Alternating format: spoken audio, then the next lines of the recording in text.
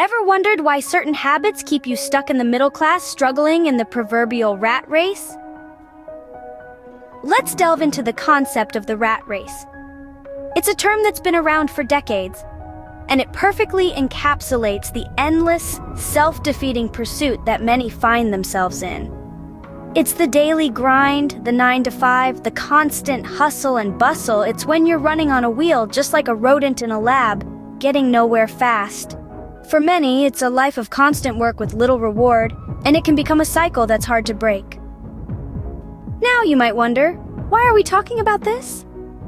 Well, the rat race is not just a metaphor, it's a reality for many people, especially those in the middle class.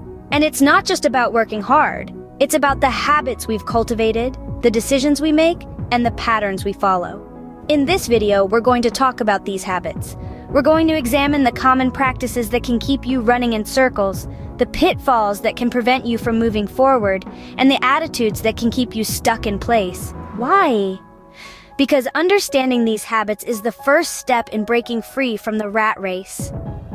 It's about gaining insight, making changes, and creating a better future for yourself. Stay tuned as we uncover the habits keeping you in the rat race. Firstly, living beyond your means is a surefire way to stay stuck in the rat race. Let's delve into this a bit further. Overspending is a habit that can quickly turn into a financial pitfall, and it's one that's incredibly common. It's like standing on the edge of a cliff. One small misstep and down you go into a cycle of debt and financial instability. Picture this. You see an advertisement for a flashy new car, and even though your current vehicle is perfectly fine, you feel an urge to upgrade. So you take out a loan, stretching your monthly budget to the limit. Or perhaps you're out shopping, and you spot a designer bag that's just too tempting to resist. You whip out your credit card, not thinking about the hefty bill that's coming your way. It's a game of cat and mouse with your bank account, and let me tell you, the bank is always the cat. The problem with living beyond your means is that it creates a constant cycle of catch-up. Every paycheck goes towards paying off debt, with little to no savings. And when unexpected expenses pop up, like a medical emergency or a sudden job loss, you're left in a tight spot, with no financial cushion to fall back on. Now, I'm not suggesting that you should never treat yourself or make big purchases. However, it's crucial to do so within a budget that aligns with your income and savings. If you're constantly spending more than you earn, you're setting yourself up for a future of financial stress and uncertainty. It's easy to fall into the trap of thinking that material possessions define success. But remember, wealth is not measured by the number of zeros in your bank account or the luxury items in your closet. It's about financial stability, the ability to withstand life's unexpected curveballs, and the freedom to make choices that enrich your life, not drain your wallet. So how can you avoid living beyond your means? Start by setting a realistic budget and sticking to it. Cut back on unnecessary expenses. Prioritize saving and investing, and most importantly, learn to differentiate between wants and needs. So remember, living within your means is key to escaping the rat race. It's not about depriving yourself, it's about making smart financial decisions that lead to long-term prosperity. After all, the race isn't won by the fastest, it's won by the most persistent. Secondly, a lack of financial literacy can chain you to the middle class. It's like trying to navigate a dense forest without a map. You'll likely get lost, face unnecessary challenges, and possibly never reach your destination. Financial literacy is that map for your financial journey. Let's unpack this a bit. Think about budgeting, a basic financial concept. Without understanding how to budget, you are essentially shooting in the dark with your money.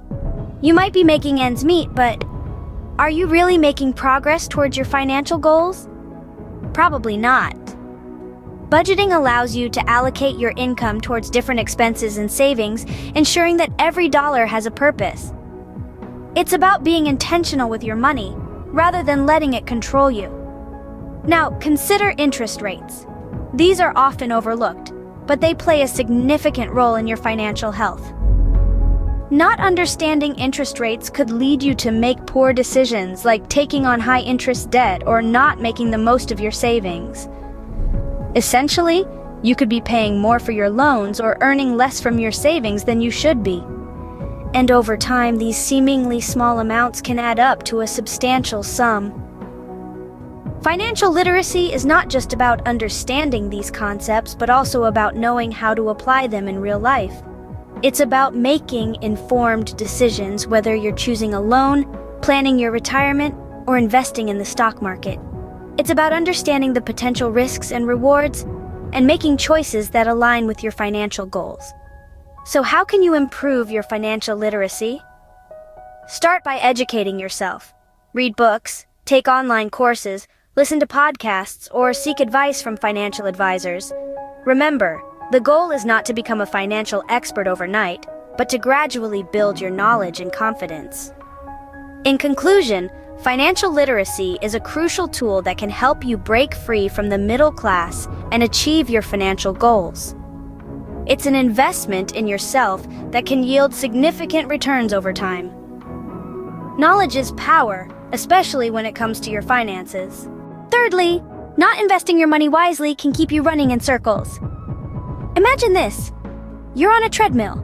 You're running and running, but no matter how fast you go, you're still in the same spot. That's what it's like when you're not investing. You're working hard, earning money, but without investing, you're not really going anywhere. Investing is like stepping off that treadmill and onto an escalator. It takes you up, moving you forward. It's a key tool in building wealth and stepping out of the middle class. Let's take a closer look at this. Picture a scenario where you're not taking advantage of employer matching retirement funds. You're essentially leaving free money on the table.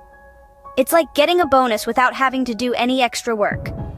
If your employer offers this benefit, it's a no-brainer. Take advantage of it. Consider another case, not investing in stocks.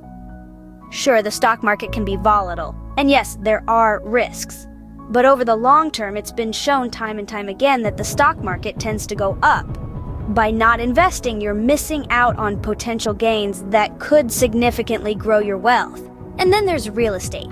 It's not just about buying a home to live in. Real estate can be a valuable investment that provides a steady income stream and potential appreciation over time. It's like having a second job that doesn't require you to work more hours. To sum it up, not investing is like standing still while everyone else is moving forward. It's like choosing to stay on the treadmill instead of stepping onto the escalator. It's a choice that keeps you stuck in the middle class, running in circles. Don't let fear or lack of knowledge hold you back. Start small if you need to. Educate yourself, seek advice, but whatever you do, don't stand still. Investing is a proven way to grow your wealth and break free from the middle class. Lastly, not saving for emergencies can be a huge setback. Imagine this, you're cruising through life. Everything seems hunky-dory, when suddenly, out of the blue, life throws you a curveball. It could be an unexpected medical bill, car repairs, or even a job loss. These are realities of life that we often overlook until we're in the thick of it. Let's break it down. An emergency fund is essentially a financial buffer. It's money you set aside specifically to cover life's unexpected events. It's not for vacations, shopping sprees, or the latest gadget. It's for those rainy days when you need an umbrella but realize you left yours at home. Now you might be thinking, but I have insurance. And while insurance is a crucial part of financial planning, it doesn't cover everything. There are deductibles, co-pays, and out-of-pocket expenses that can quickly add up. So how much should you save?